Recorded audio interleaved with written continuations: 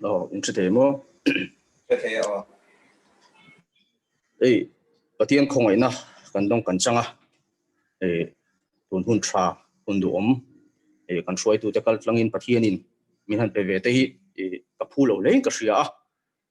kan shuai tu te chunga lom thu kan soi ma sa ni sela tran na hun ani thor walin kam ni ka tlem te han soi ve kan du dewa tu kan jing kan secretary kan ron post to a jehosa pata chungchang thua pathian thu ka du deuh mai kan ron in ha na chang ron posa enge ilam kal lo thlir le ngut mai ni ini tingai na kan shelo ve ati akha kan ron kal don hi kan bang bo ve em a kan voi khat kal na tu ani mai ba ka tun lai shipui lengvel kara helai mun thleng tu kan ni a tingai na kan shelo wa kan tong try topa lalpa kan in lan topa kan in hat topa kan han kal thave roi ani a ti chuan kan han thlenga kan boi pui ngai lovin kan ti ve engma ngai lovin eta thok tu te pathian to thok tu te manga pathian in wanna kan dong kan chang na sa em a voi ni thlengin pathian hruaina kan dong kan chang hi kalom em a thok tu te le helai muna pui tu te zong zong chunga lom thu kan soi tel bok ni sela a thome pathian thu longai thlang u bun ni mi chiar ka dua masain isaya bung somruk pakhat thu hi kan chiar nga chang khat atanga chang thum tu noi ro ten he na changchin thra hril tura lalpan hriak mi thi awangin lalpa pathian tharau chu ka chunga oma ani chuan thinlung lung chia te tuam turte sual te he na chuana sal te he na chuana thu le mitang te he na tanin honna thu soi turte lalpa lungoi kum thu le kan pathian phu balak ni thu soi turte lungai zong zong thamon turte vut aya pangpa thu thuite lungai aya hlimna hriakte nguina tharau aya fakna silfen te an hne na peka zayona lungai omte ta na ruat turte mitir ani chu choi moya omna turin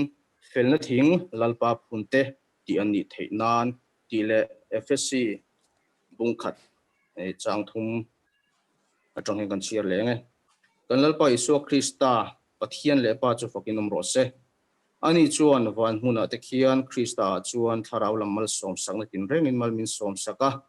amang ina thiang hlim le soisel bawin ama ma kanom theina turin leilung pian ma in krista min thanang khan akhong ina ro puizia fakturin ama lung dualom zong angin isu krista zara ama tan afa asiam turamin lo ruat lok to awangin chu khong ina chu du taka chuan a thloni min pe a athisen awangin ama chuan kan tlanna kan nei ani akhong ina anga azia angzela kan bo chiat tan ngai dam na chu akhong ina nga zi angzela kan bo chiat te ngai dam na chu itleng ni selal pan kan zatan malmi som sakrose tong tryang u chungmung ber kan pathian du tak min mangai tu nangma kan fakle kan choi moi thein tur che in voi ni hun thra min pe a keini chon voi ni thleng tur hian chakna le theina kan nei lo i khong aina athara kan don kan chan le me awang kan lom thu kan soi ani lalpa kan pathian helai huna nangin in puanna min don ti min chan tir zela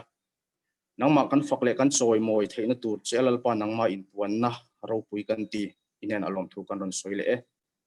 dam lo ten lalpa dam na kan mamu a chu kan dam na chulalpa doctor te kal tlang tele nangma in puanna mangin lalpa kan hena min ti lang suklela wini dam lo om zong zong te po lalpa dam na kan ron dil sake win kan khoma bul min transaka to phling min hruaya kan thusil tu turte kan hun kan man tur zong zong te nangma ro puina in puanna atana man ruatan win man sakturin na kan dil ani kan hun zong zong nangi min nei sakang che ro puina choi moina tani sila khongai na ko ta kan lalpa iso krista mingin lom thu sei chungin chung chu kan ron dile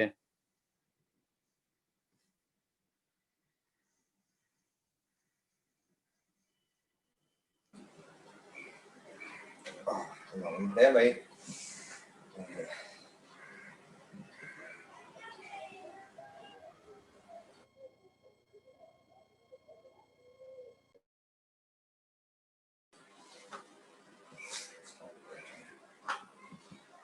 when kan Inkhawm hian กันเสียกทูแต่นรนปวนในตาลันตองคัน CMC Multilingual Carol Service นี่ไม่อะสับตรงเฮียนผมติน November last Sunday เฮียนในที่นั่นดีอะจู่ๆ calendar กันในซาอันนี้อะ CMC Community อะตรงช่างใจพอลกันในที่น่ะ ISCC Building Ground Floor อะ Sunday last Sunday November อะใจพอลส่งรัวเวลจิตส่งอังจีเวลกันใจคอมถิ่นคันนี้อะCommittee สิเลนะวางอิน CMC จับเลี้ยงสี Committee ชวนเองทิ้งเงกันเลี้ยงสิเลี้ยงบอกเสียคอมสักอย่างเราวินคอมมาใจตักไปจู medical ที่หลายเห็นอันเราพันเราMMA เราเนี่ยคอมมาตีพอทุกท่านนี่เสียอาศัยไปจูอันเราพันเราค่ะอันนี้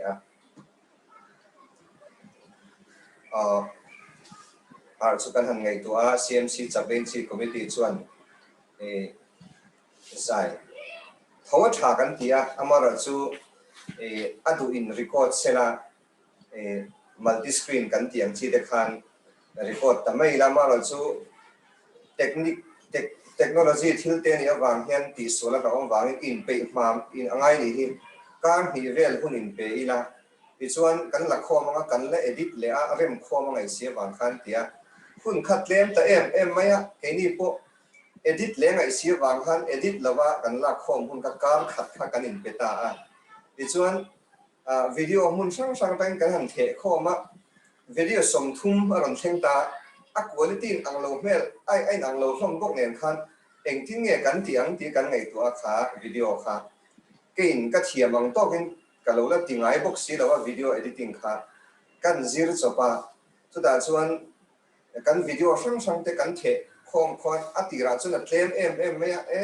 เทลูตัวที่กันมังโดนเราหนีที่กันที่ไลน์ตบจานะกันหันเทลูตักขจวนวิดีโอสมทุมคารมลูตาวิดีโอสมทุมคุณภาพอินอังโลตักไม่ค่ะกันหันเอดิตชินคันกันหุบหัวขอบไม่คุณภาพชาข้างไอเบสีตีอินตรงนี้กันเตียงที่กันไงตัววิดีโอเอดิติ้งลำปังเนื้อเชียดกันนี่สีละบ้าอามาเราจะวันนี้ทักตักินดูดลานะกันเชียนป้าช่วยผู้ช่วยอันนี้ฮิทุนมาอินป้าฮิสิ่ง revival speaker จะคงกันสำนีอินเวลอร์เราอินโคเชตตัวจัตุวันรำปันตานี่บอกมาเสนาข้างไล local ตัวนี้ทั่ววางข้างเงียนเมงกันเตียก็เงียนโซตาแต่ส่วนกันวิดีโอเสียงหัวข้าก็เทียงอินก็เอดิตข้างว่าข้าจูfinal editing เขาก็เทียมสีแล้ววางอินก็หันไปโชว์ตาอันนี้ส่วนเงี้ยฉันยังง่ายตะกี้มินโนเอดิตสักหาตะกัติคบไม่อะวิดีโอสมทุ่มสวงใจพวกใจง่ายทุกเราเขาหวังจีเขาเทียงคุณภาพนังเราตักสีหันเทคอมาหันเอดิตค่ะใจนี่บอกสีค่ะอุลุกเวข้างง่ายบอกสีอันเอดิตโชว์ตามาจุกเทียนของไอ้นาซาระเทคโตมินสวปุยตินวิดีโอรอนเทลูตู้เจ้าพอยน์ฉันเห็นง่ายตะกินอินอนเทลูชาวบ้านตินมิตั้มตะกินให้มีวิดีโอกันในตัวเห็นเราจงใจบอกว่าลองคบไม่ดูทุสามตักจูอัดลิงบิกแล้ววินกันยังตินเวลาพอเห็นพรีวิวกันหันตินางินจุงกันพรีวิวแต่พอจูมินิขัดเลี้ยจันเดวิลเจ้าค่ะกันนนตาหลังโดนกันอินบวชเสกนั่นแหละใจกันนนเทคอมตัวเตะตักกันอินโดนcopyright ที่ CMC จะเป็นสีเห็นอันนี้เสียวางอินเราตีลันโลกคาร์เรมโดนแล้วว่า November นี้สมที่ประกวดจันดารุกะYouTube ก็ทั้ง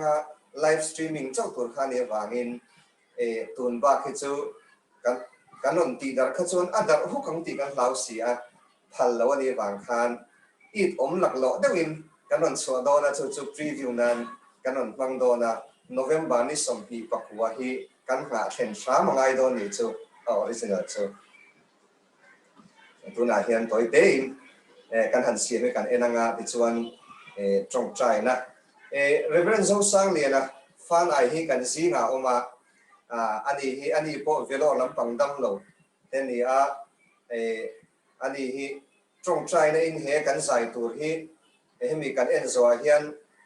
pathian ne na kan zai tur hi trai nei min hlan sakselati kha kan ngen lom tua chumi ma chuan he zai hi kan en lockdown ne minute khat le chan revel chian ni a toi te a zai ho te le a to pa kan khai khom na toi te a kha kan ti dang don ani a sau na thatok lo mai thea mara chu kan lo en the tho chu karinga Vellore on mek ten kan en du chuan kan ina a en the ni ti kha shebok taila kan in kan the dan ngam lo ani chu hemi kan preview kan en zo a hian reverend zo sang ni la fan ai kha om rem chang chuan trong trai turin min lo rin saksela min lan saksela chaw me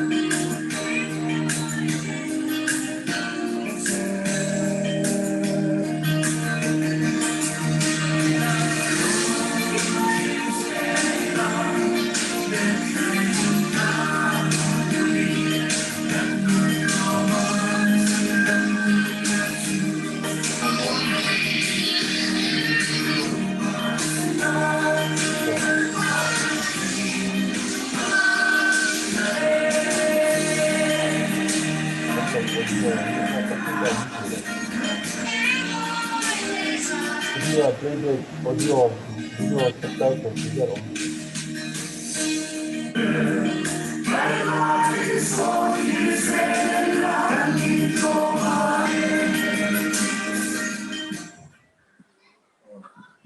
Ikan toy te in kan hanti de upot puata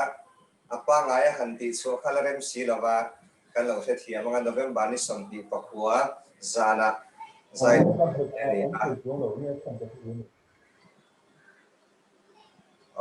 Puzausanga kha ahmanem o Ini mesti oh. Nanti.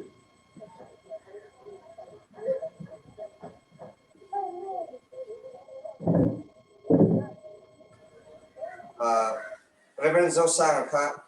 kan oi se them o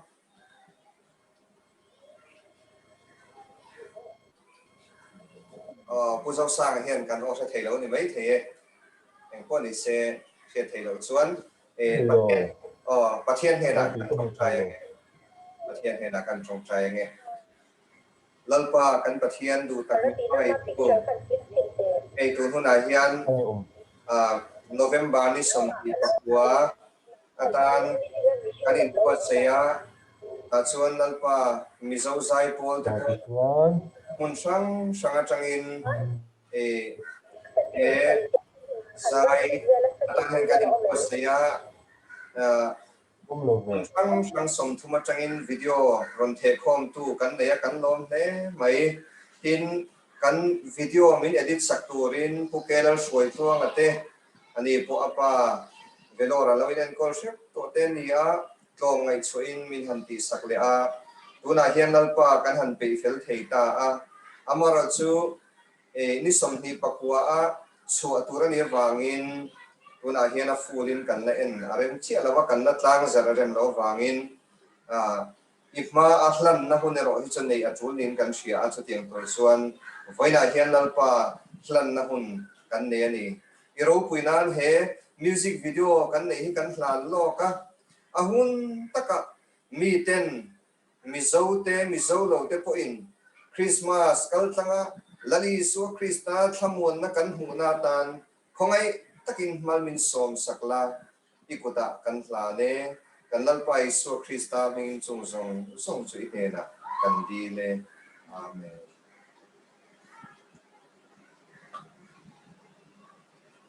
tu na chuan pathian kan choi moinan Christian labu number zali somni palina isu kamangai che katai ni zali somni palina isu kamangai che katai ni he la hi pathian choi moinan kan sa anga kan sak zo hian kan thusil tu kan som do na ni voina kan thusil tu hi kan ziak tu sayang khan Reverend Lalthanzuala Chawngthu ani a Bete-a kan tiboka Chennai Tambaram Madras Christian College tuna hian Chaplain in oma kumsang hi som basari kumtira changa omchan kha ani thlengin Mizo te tan po an chang kai maya Mizoram Presbyterian Koshan pastor ni in solaya partnership na noya rongbolin unan mga anni po Vellore annu hi enkolto ani chuan Chennai an omhu po hian Mizo damlo Vellore hian man kan chin po ani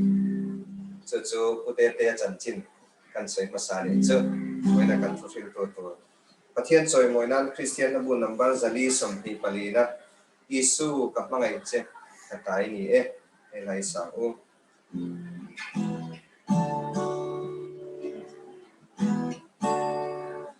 isu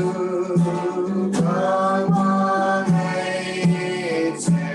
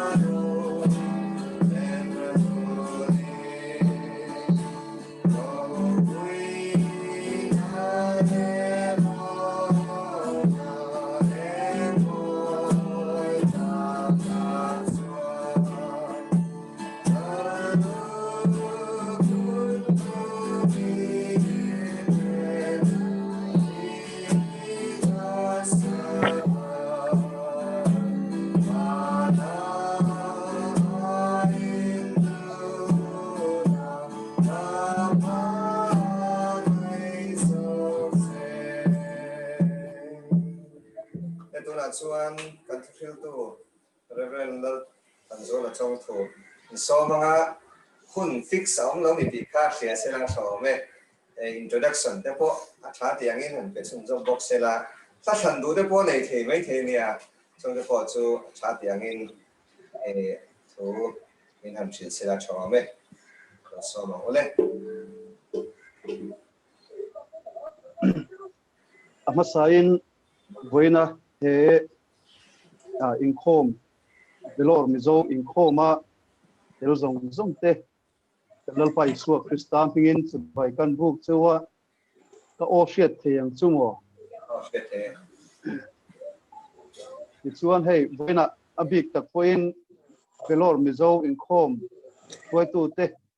dan Chaplain Reverend Lalbiaksanga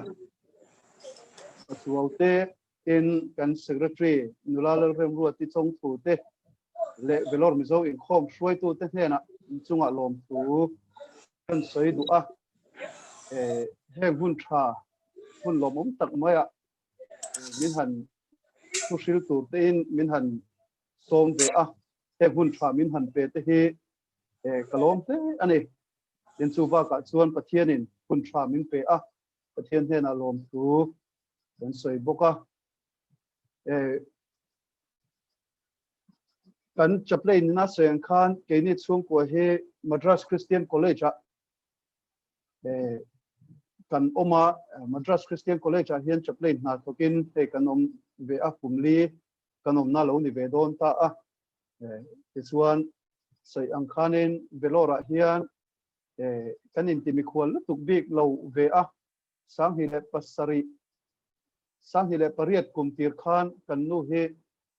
Vellore kan zuk kalpui to a chumi trum chuan pathian khongai na kan changa Reverend KM Vanlal pe ka Chaplain lai khania ani chuan Vellore local to zonga in la ol sam beremin tia pathian khongai na wangin kar khat emovel kan zuk chama phur taka Vellore kal kha paracetamol nen kan hoa tiang velania pathian khongai na wangin amaro chu anat na ten lo buchuaka adam doite anata chua changa ei tur min pe a pathian in hian min enkol sozela in entira kal le kan ngai talova ti chuan helai kan ron om nuwa kan thian ngoi te Chaplain an lo om boka so wang chuan rem changa dam lo kan pa te in an ma ni ba kan pa te kan bar kal vele thina so wang chuan Vellore lama po hianin ka hain ti mi khwal lo der ve bok thina ni le pathian thu lo ngai thaila isai le khabu bung somli le pathum chang khat le chang hi thu kan chiarange isai bung somli pathum chang khat le chang hi tunai ro chuan o Jacob ho te u lalpa nangma ni siam tu le o Israel ho te u nangma ni din tu chuan heti hian ati lau su u katlan to cheu hi in minga ka ko chewa kata in ni asin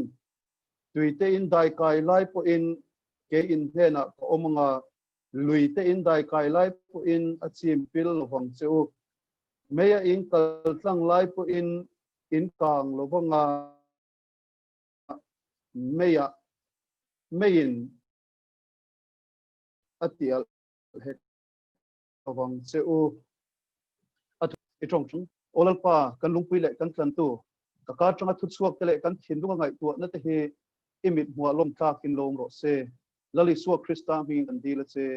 amen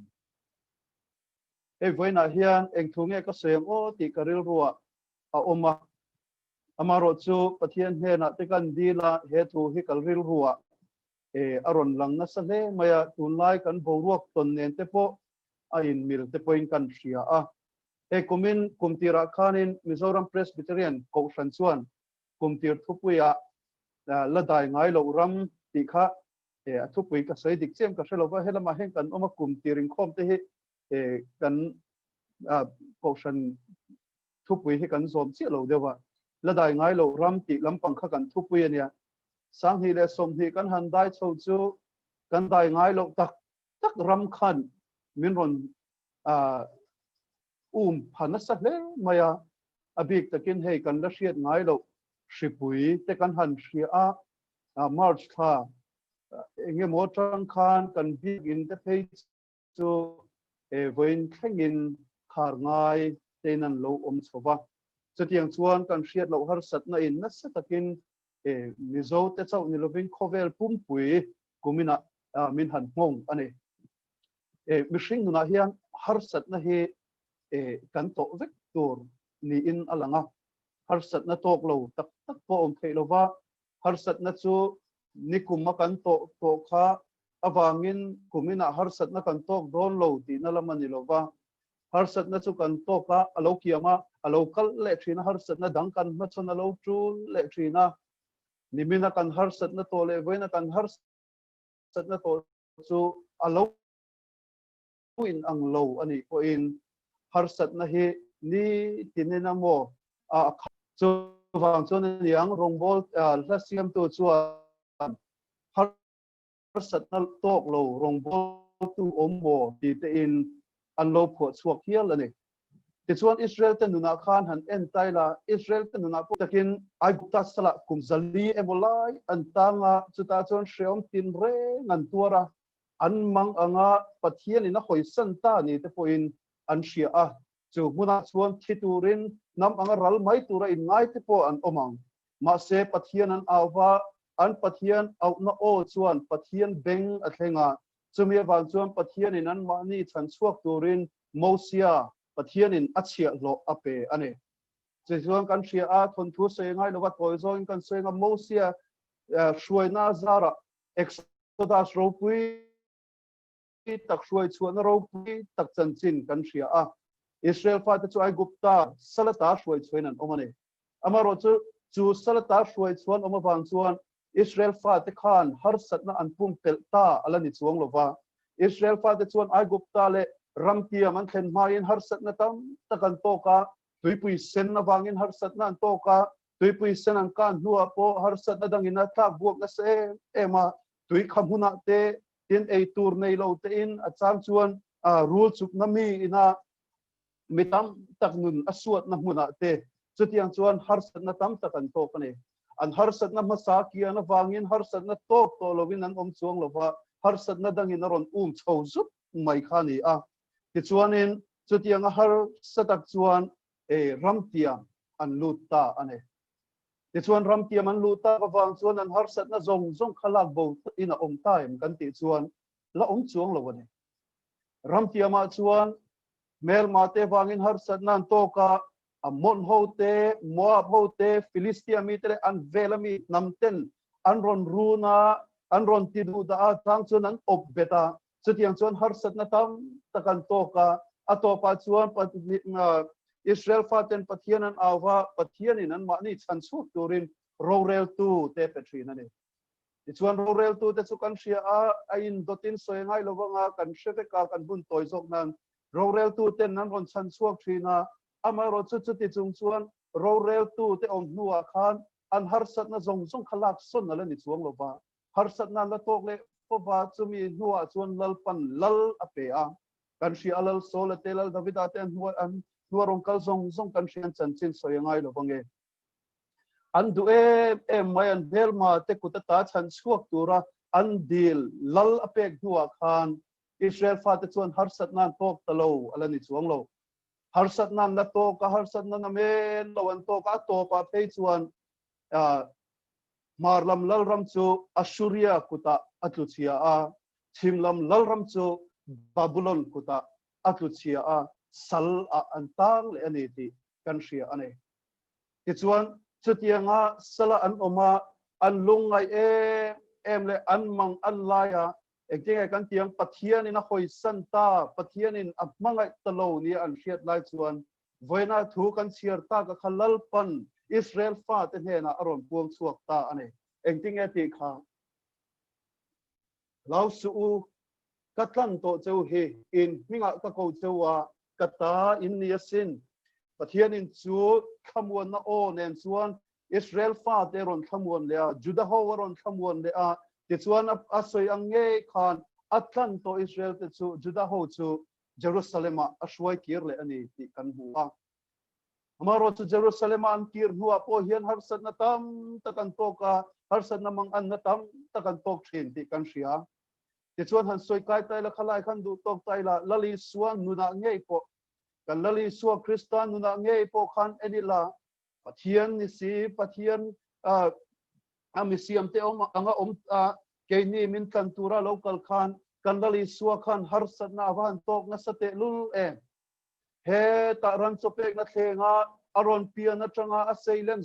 zonga no pangai te chu an nule pa ke bula seilian in thian tene nan in fiama a him takan no pan hunan man lai khan nali suwa chu tlan bo pui nga in thuru nga in ano pan la hilim bun lai mang sowa harsat na tam takaron to ka atoka phei chuan anun kan enzel chuan cross an keng beta chuta chuan ti du da na te chil chak na te den an vua a chuta chu cross a chuan an keng beta chu chau chu ni lovin a bul mai thin a zir tir te ni tura a than nge a mangai em te pon kanali suwa an phat san ani chutian chuan tuar na hi tu na poron khenga kanali suwa Kristan nuna nge po chu tuar na le harsat na chu ni tin anuna khan a kheng thin ni te na riat ani anu zela ama ring tu te po chu ta ila ama zui tu azir tir ni tu ra than nge te pon harsat nan to zia kan ria a an mar tar dan te kan ria a petera chualet ling zonga khen be ani dan te kan ria a zirtir thoma chu helaya Chennai mangai taka pathian thuwa sil tenge hina an mang ang bak le nga an nuwa fe an vi thu te kan ria a chutiang chuan nuwa tir ko polate le midang dang te po an martar dan chan chin te kan thrin voin kheng hian harsat na tok lo mi hringa thei lova lali suwa ring tu kan yawanga harsat na tok lo tur le mang ang ve thei lo tur kan in ngai ani chuan chu ingai dan dik lo ani thung ani lali suwa ring tu ni ma ila azak taka phei chuan ti hian ka ngai tu thin lali suwa ring tu te hi harsat na tok ve lo tur ni tak don sela chuan kan missionary te hian harsat nan tok ka ring lova ama ni in lum kal sana khu ta khoya mo cheng ker taka pathian thu sil tura vak chuak te hian harsat nan tok ka ring lo ma se taka chuan harsat na tok mun berle mang an kha taka nun hang thin te en taila kan missionary te hi an ni fowani an harsat na to te amang an thak thine ema achang chuan ti du da na te vau te an toka achang chuan sheom takin anom thin ma se chung zonga chuan lalpan a pui thin ani he hi voina ka sei du chuan he khovela hian harsat na kan tokang khovel mi ten harsat nan to chuan he tuna hian COVID-19 kan machona chanchin in rianga in siaranga in huthinin ka ring he khovel mi te hian harsat nan to chuan tlan na turan nei velo he khovel mi te hian harsat nan to an mang an tak chuan tlan na turi suwa Krista an nei velo wangin an mang anga achang chuan mani nun hial an la thin mani lok khan India ram chim lama hian kan college zir chuak pakhata oma achan chin ngai thak shom em mai chu COVID-19 awangin an tuar na salutuka ti chuan an re thei pha a malam hun tura thira a malam hun tura eng reng mulo wangin annun a in la ani manau te voina hian he khovel mi te pon harsat nan toka lalpa mi te pon harsat na kan tok thin khovel mi ten harsat nan to chuan chu harsat na chuan beidon na ruama anuk lu thina chu beidon na ruama tang chuan nun reng khak le lo na nun reng khak le na an lo nei lo fo thin chumi awang chuan then khat chuan ma ni nun na ten la ma ni nun ten ti che thin ma se lali suwa ring tu te chuan ma na tang ten voin thlengin harsat na na tok an tok ve fowa ma na tang a voin thleng hian ring tu harsat na men lo to ke antam mane ma se he kan hriat chuan ring tu te chuan harsat na phena mangan na phena tot na phena pathian mal som nan huwa pathian pel eng an hu thin athan chu an ne na pathian om wang ani lau su katlan to chu hi lalpa chuan lau su katlan to chu hi in harsa in lo mang anga in lo tuara nat na khir tak in lo tuara ni point voin yalal pan kan ne na thua cha chu he he ni lau su katlan to chu hi harsat na hi kan kara kan lau mai turan ni lo pa kan mangan na kara hiang kan lau mai turan ni lo pa kan lo rethe yani point kan lau mai turan ni lo pa nat na khir khan takin min lo tla buak ani po in kan lau mai turan ni lo kan lali suaning tingya ti kha he khovela hian shemin nom train he khovela hian shemin nom train nima sila thamuang takin om ro kein khovel kangam ta kein khovel kangam ta titu lali suwa krista kha khovel ngam pura sheom tin reng tuara cross anun lan tu kan lali suwa krista kha voina hian i hne na oma kan hne na om boka chu chuan thamuang takin lo om ro u thamuang takin om ro u kein khovel kangam ta tin voinia hian lali suan mincha ane te kan bible sang siarang ai nom ka ti em lai chu in mingin ka ko chu he te he ne he hi kan ngai tua chiang ngai en Israel e khabu vek bung som li le paku a chuan kakut pha ka zia cheu he stop throwing a curfew on the palm of my hand that kakut pha ka zia cheu ti mai pon lo in ming chu kakut pha ka ker to he ti voinia hian lalpan nang le ke he rin na kan chak wang te atana kan that big wang te kan fel big wang te ni lovin a khongai na wangin kan mingin min kova kan ming chu akut pha lo ziak to ani avan ro pui hei hi ka ngai tua train unau du tak teu setana chuan kan sual nei min ko thina setana chuan kan kin lo nei min ko thina setana chuan ma na iti sual laka ma na iti sual laka ron shiat non fo aron shiat non tir fo thinang se setana chuan pathian ne na in kung kai ma pathian ne na sima ikir ma ithil ti sual to thina kha aron shil non fo bang se isual aron shiat non tir thinang chenga ithin lo na lai na rong ko thinang chenga ifam kim lo na lai ron shiat non tir fo thinang che ma se lali suwa chuan kan pathian chuan kan kin lo na kan fel lo na le kan sual na te min shiat non tir ngai lo wa chung chumin ron shiat non ngai lo wa lalpa chuan kan bingin min ko thin hey po min ti mai lo wa nang kha po min ti lo wa kan mingin min ko wa ne unau du tak teu kan chan vo hi van ro pu em tro miswal bol lo boral mai tu rakha ama kan rin ve awangin lal pan afa min poma afa min pom chau ni lovin kan mingin min ko thin amro pu em akut pha kering a sia a bithin sia ani chu voina kan chan vo hi ni a chu chuan pathian mangai na ro pui tak voina hian min shiat non tir se ka du ane me no in a real ra chu a thei gil theng em ni theye alo thei gil ani point ke chuan ka thei gil lovang chati hilal pa thu chuak kan no le fam mangai na khovela mishingin mangai na zong zonga chuan a thu bertian soi thin nu me point na fa mangai na chu a thei gil thei ani point lalpan ke chuan thei gil lawang chuate pathian mangai na ka soi piang ka soi thin chu hei ni noin fa mangai na chuan fa te hian anin thik fo thin tro ano a wo hi du sak big eduat big I mangai big a om thin ma se pathian ina min mangai na chuan pathian hian keima himin mangai big ning kan sevek ani mishing in mangai na chuan keima nilovin midang a mangai big nin an thina ma se pathian min mangai na muchiang tak tu te chuan pathian hian min vak mangai big midang zong ai min mangai big pathian mangai na chuan kan sipisial ber vekani te he pathian mangai na ro puina ne vena hian kan soi kai nok do ane ti chuan kan bible chang sira khan tui ten dai kai lai puin ke in ne na ko mang lui ten dai kai lai puin a chim pil lovang chu me in kal tlang lai puin in kang lovanga me alin atial hek lovang chu tui phone lom zia kan sia he tui phone lom zia kan sia a Vellore kal chuan in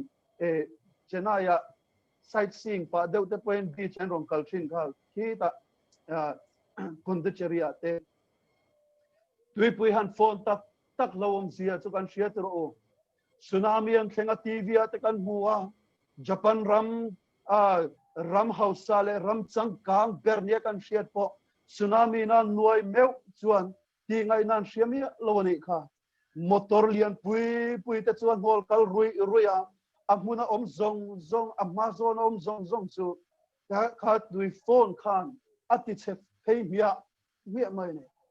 ten chu mai ba ka chuan mei al lawam zia kan sia a kum tinin California ka nga USA chuan California changkan zia kan sia US ho changkan zia kan sia a kan soi fo thin ma se California bushfire an ti chu voin khengin nam changkang poin a thel mi ngai na mai an shelo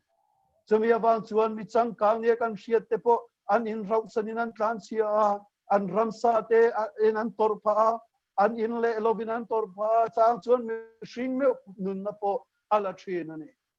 Australia ramate bushfire an ti chuan kum tam tak kum tinakang thinaka a thel ngai na voin thlengin an re chuang lova akang hum zel mai ani chutiang tak chuan tui phone anga chakle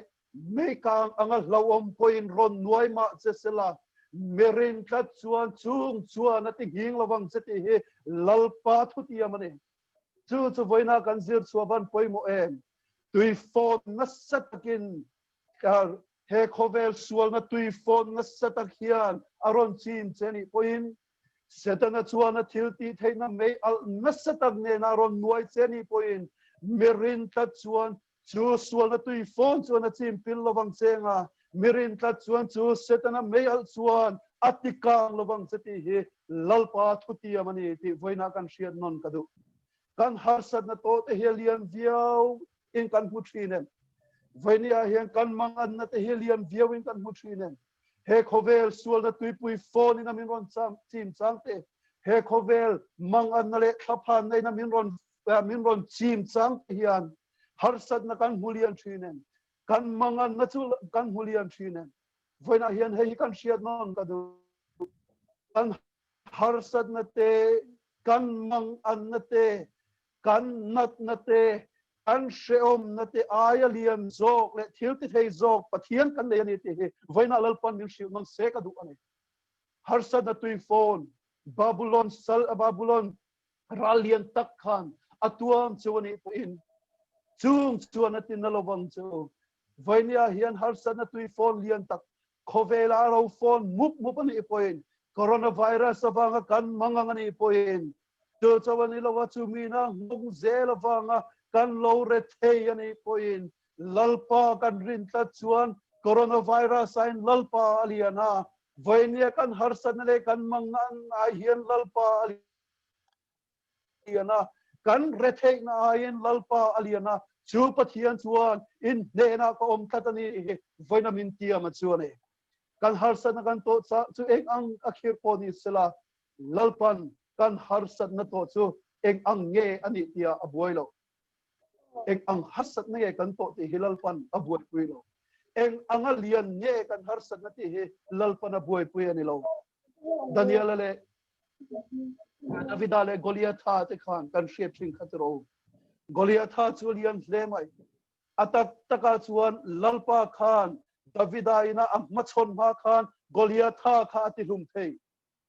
lalpa khan Israel faten Goliathan Israel fateron chowlai khan Davida telmia lo khan lalpan Goliatha kha ati lum thei ma se lalpan adu zo ka chu ama ringa pen chuak ngam khan chu pen chuak ngam na huna chuan lalpan ro pui zia ron puan chuaka Shadrakate Meshakate Abednego te kha lalpan mei pui al lakata kha mei pui pai lu ani matra khana chan suak the adu chuan mei pui pai lu ani ma khan apai lu tum tu te zong zong kha aron ti chimit vek the ma se lalpan adu zo ka chu mei pui chunga chuan Shadrakate Meshakate Abednego te rin kha enganga thuk nge ti hilalpan a endu zo ka chu ne Daniela kalalpan sakay bak ngay pukan pay makan atsan suak thay. Laldaria kut mangpo kan adu chu na chan suak thay. Ma se lalpan adu chu sakay bak ngay puk chu nga po lalpan Daniela chan suak thay ni. Arin kat chuan chu muna chuan na ropui na hu suak dona ni ti lalpan aen tir du chu ni. Vaina hian kan harsat na kan to kan soi fote kan nat na to te ya kan sheom na to te hi lalpan kantor ma pui min la kian sak vek thelo adu chuan kan trom try na changa kan harsat na le mangan na zong zong te hi kan to ma pui lalpan la kiam thei ma se lalpan eng anga thuk nge kan rin ve a eng ang ching nge alam hoing ke kan pe na eng ang ching nge rin na ke kan pen ve kan harsat na to hian eng ang ching nge rin na ke kan pe na kan mang anna hian eng ang ching nge rin na ke kan pe na kan nat na tora hian eng ang ching nge rin na ke kan pe na ti hi lalpan na mu du chu ani fo ani voina hian chu kan ril ruwa thar se ka Isaka Lalthanzuala rati khan Abraham khan Isaka Lalthanzuala rati khan Pathian khan adu chuan Abraham ilo ring tak tak ani kha kalangai le lo ve ati thei to ma se pathian in Abraham pen chua kamudu vaina hian lalpan ama kan rina wanga kan chet ve te hi amuchak thi kan tuar na ruama kan mangan na ruama kan harsat na ruama damlo na le mangan na ina harsat ta kamin ron tuam na hian lalpa kan rin khat chuan chuta chuan lalpa achetrin harsat na kan to ka kan mangang thin tro o